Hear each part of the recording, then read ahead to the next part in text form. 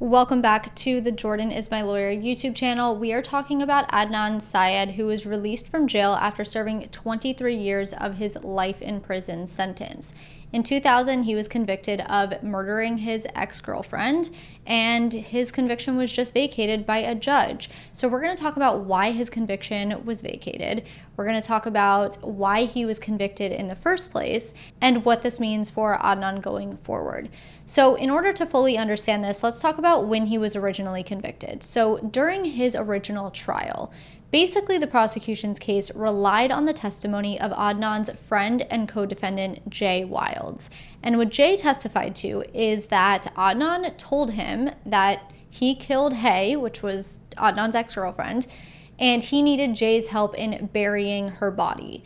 And he eventually led police to Hay's car. Now, the prosecution used cell phone towers in the area to pinpoint Adnan's location to the place in the park where her body was buried at the time that Jay said they were there burying it. So it seemed pretty reliable. However, what they didn't tell the jury at trial is that there was a notice on the cell phone tower data information that said that the accuracy of incoming calls basically can't be trusted.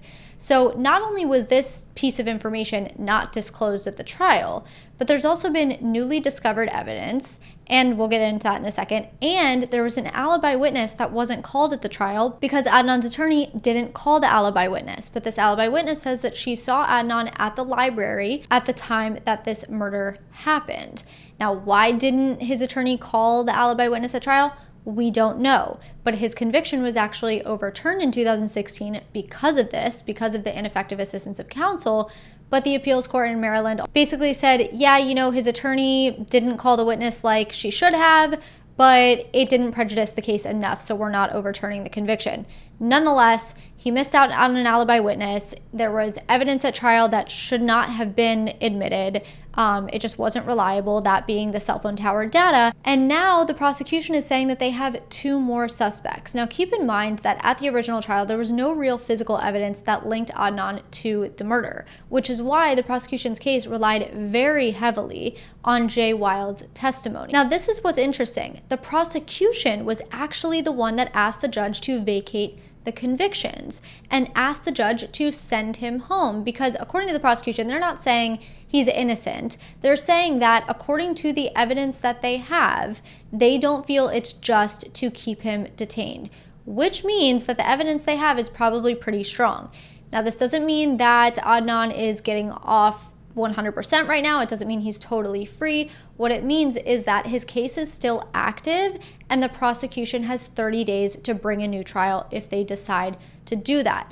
Now let's talk a little bit about these two suspects. We don't know much because it is an ongoing investigation, but what we do know is two things, really. So one of the suspects had told Hay that he would kill her, that he could make her disappear.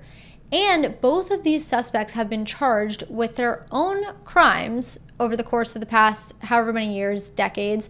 One suspect was charged with serial rape, and the other was charged with attacking a woman in her car. So it definitely leaves these suspects a bit questionable. Now, we will see what happens. As I said, he's not getting off totally free right now. There's 30 days for the prosecution to bring a new trial. It would not constitute double jeopardy if they did, because this case is still active, but that is what we know so far. So if you're interested in learning more about this case, there's actually a podcast, and one of the seasons covers this entire case. The podcast is called Serial, and it really casts doubt on Adnan's conviction and talks about the lack of evidence against him. So if you're interested, definitely listen to that podcast, and make sure you also listen to my podcast, the Jordan is My Lawyer podcast. It is available on Apple Podcasts, Google, and Spotify. And while I don't cover Adnan's case, I do cover current affairs in the law in an unbiased, fact-based manner.